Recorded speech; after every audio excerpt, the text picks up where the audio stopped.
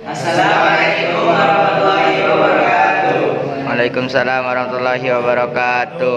Kami dari kelompok 2 akan mempresentasikan tentang artikel norm sikap di Pondok Pesantren Nahdlatul. Sebelum itu, saya akan memperkenalkan masing-masing dari kelompok saya.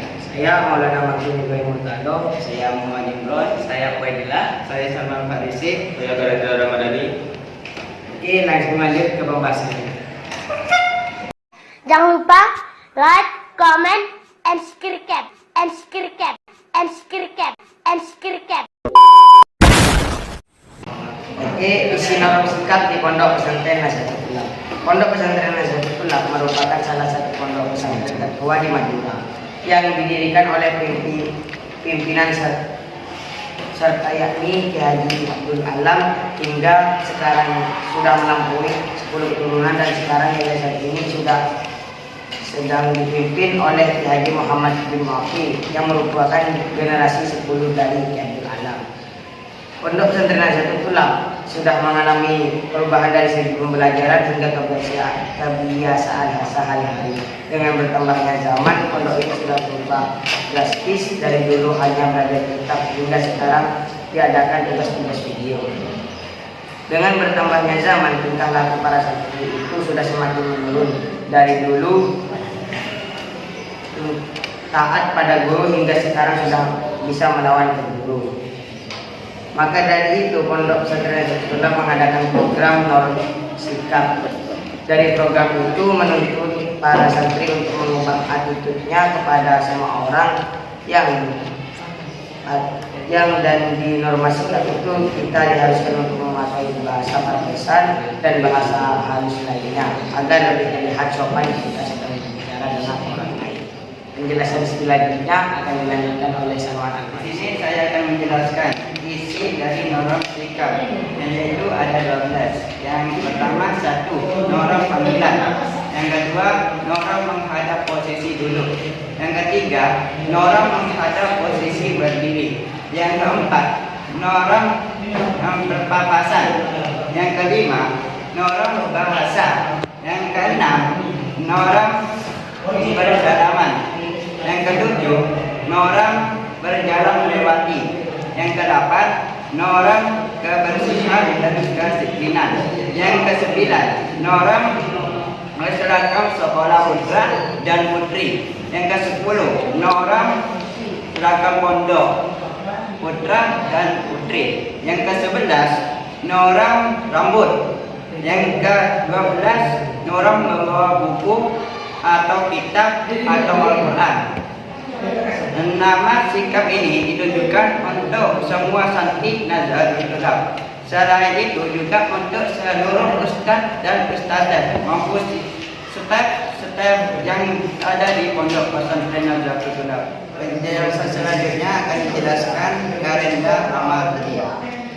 Di sini saya akan menjelaskan guna dan diadakannya norma sikap ini agar para santri mendapatkan bekal saat pulang dan para santri bisa menjaga attitude-nya dengan benar dan bisa mengharumkan nama baik Ponpes Nahdlatul. Dan Kiai Muhammad ingin para santrinya untuk memiliki attitude yang baik karena dengan bertambahnya zaman, para santri itu sudah mulai tidak memiliki akhlakul karimah. Norma sikap ini bagus untuk mengubah diri kita menjadi lebih bagus. Dan pimpinan Ponpes Nata mengadakan program norma sikap agar santri bisa menjaga tingkah lakunya di luar pondok dan bisa menjadi mengapresiasi ke orang lain. Jika seluruh santri bisa melakukan semua norma sikap itu, para santri bisa mendapatkan dampak yang bisa mengubah dirinya ke jalan yang lebih bagus. Dan bahkan santri yang berakhlak pun bisa kalah dengan santri yang pintar dan berprestasi. Penjelasan selanjutnya akan dijelaskan oleh Ubaidillah. Kali ini saya akan melanjutkan penjelasan dari Garendra Ramadhani. Berikut adalah contoh norm sikap melewati dan atas pasal. Ini adalah salah satu dua contoh yang diterapkan dalam norm sikap. Contohnya seperti norm sikap melewati. Ketika ada santri lebih muda yang tidak berpartisipasi, kita harus melakukan salam sapa. Ya, assalamualaikum, satu bersalaman dan menyapa sama teman tersebut. Terus ada pun juga santri sejawat, itu senyum salam sapa juga sama dengan santri yang lebih muda. Dan ada juga santri yang lebih tua, yaitu melakukan 3S, senyum salam sapa dan menganggukkan kepala, menundukkan lebih tepatnya. Terus kepada pembina asrama itu sama dengan santri yang lebih tua atau pembina, dan kepada tamu atau orang tua itu senyum salam sapa dan menanyakan perlu apa dia datang ke sini, mungkin ada perlu bantuan yang kita harus pertanyakan kepada mereka. Terus ada pun juga santri lawan jenis cukup menundukkan kepala aja karena lawan jenis bukan makhluknya tidak baik. Terus contoh dari norma berpas-pasan, yaitu yang pertama kepada santri yang lebih muda kita harus senyum salam sapa. Yang santri sejawat itu sama, kita mengulang 3S, senyum salam sapa. Santri yang lebih muda, santri yang lebih tua, senyum salam sapa dan menundukkan kepala. Dan juga lora atau bahasa Jawa itu dipanggil Gus atau Ning, itu senyum salam sapa dan menundukkan kepala. Terus kepada tamu atau orang yang lebih tua atau orang asing itu senyum salam sapa dan menanyakan. Dan yang terakhir adalah santri lawan jenis cukup menundukkan kepala. Selain kita diajarkan memiliki attitude kepada orang lain, para santri juga dipaksa untuk berpenampilan sopan terhadap orang lain. Ataupun norma dari segi bahasa, penampilan, dan berjalan dengan baik di depan orang lain. Itu mengapa pimpinan memiliki program seragam untuk mempersamakan ratakan para santri untuk berpakaian yang simpel dan sopan. Dan menurut argumen atau pendapat orang lain mengenai program ini, terutama kelompok saya, bahwa jika kita pandang dari segi positif dari program ini, hal ini dapat membantu para santri untuk meningkatkan kesadaran diri santri, dan kita harus ataupun wajib memiliki akhlak yang baik. Karena kenapa? Karena terhadap orang lain di luar sana dalam semua segi norma yang telah ditunjukkan. Karena hal ini berpendapat pada semua orang di luar sana yang memiliki doktrin bahwa jika kita belajar di pesantren, maka kita akan memiliki akhlak dan adab yang baik bagi semua orang sebagai panutan ataupun contoh di halayak masyarakat sekitar terutama di Indonesia ataupun di Madura. Penjelasan saya juga akan dijelaskan oleh. Oke, di sini saya akan melanjutkan penjelasan dari Ubaidillah. Menurut argumen atau pendapat orang lain mengenal program ini, terutama dari kelompok kita, saya bahwa jika kita pandang dari segi positif dari program hal ini dapat membantu para santri untuk meningkatkan kesadaran diri.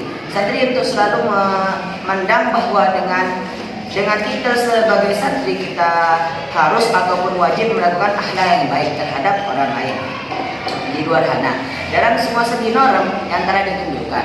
Mengapa? Karena hal ini berpendapat pada semua orang di luar sana yang memiliki doktrin bahwa jika kita belajar di pesantren maka kita akan memiliki akhlak dan juga adab yang lebih baik sebagai semua orang sebagai panutan ataupun contoh di khalayak masyarakat sekitar terutama di Indonesia.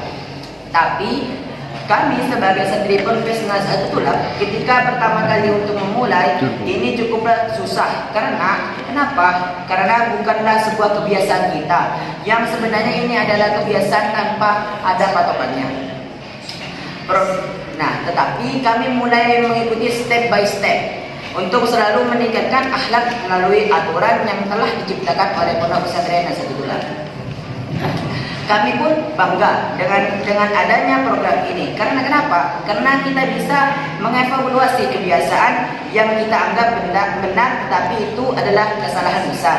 Sehingga dengan ini kita juga bisa menumbuhkan rasa kesadaran kita sebagai santri untuk selalu memiliki akhlakul karimah yang baik dan menjadi penerus bangsa yang pintar, beriman dan berakhlakul karimah. Dari presentasi yang kami sampaikan, apakah ada pertanyaan dari kelompok lain? Saya perkenalkan, nama saya Rafael, perwakilan dari kelompok 1. Jadi saya ingin bertanya, ketika kita berpapasan dengan lawan jenis, dalam sikap yang harus kita lakukan kan kita menunduk. Dan ketika kita berpapasan dengan guru, dalam sikap yang kita lakukan adalah 3S. Bagaimana kalau kita bertemu dengan guru yang lawan jenis? Cukup sekian dari saya.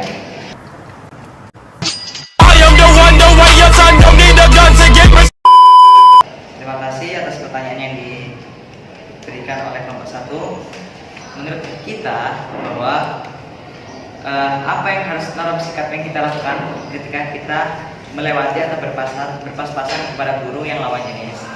Kita sebagai santri tentu harus menghormati guru. Jadi kita tetap menggunakan harus sikap senyum, salam dan sapa, dan menganggukkan kepala. Karena hal ini juga berkaitan kepada tadi yang saya contohkan yang termasuk kepada pembina atau orang yang lebih tua, termasuk guru kita. Jadi kita menggunakan dalam sikap senyum, salam sapa, dan menganggukkan kepala terhadap guru lawan jenis tersebut. Mungkin cukup dari kelompok kita. Apakah ada pertanyaan lagi dari kelompok lain? Nggak ada. Ada. Oke. Oke, cukup sekian presentasi dari kami. Assalamualaikum warahmatullahi wabarakatuh. Waalaikumsalam. Warahmatullahi wabarakatuh.